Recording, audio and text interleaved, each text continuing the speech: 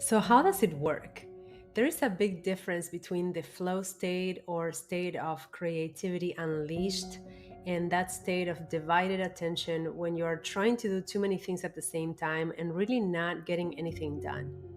Our habits and patterns develop over time and they become so familiar that sometimes we don't even know that we're doing what we're doing. One of the main benefits of Feldenkrais applied to daily life is that you become aware of what are you doing while you are doing it. This creates pattern recognition or pattern awareness, and that allows you to change it if it's not really working for you.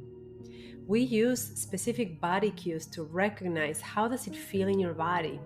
You might notice a state of anxiety, contraction, moving too fast, or not being able to slow down enough to identify the thoughts that you are thinking. This overwhelm, this spinning wheel kind of mindset.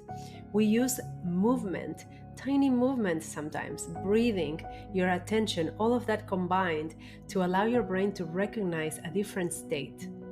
And when you and the main commander of your brain recognizes a different state that not only feels better, but is more efficient, is more conducive to what you truly want, then you are able to choose that over the old behavior. Does that make sense?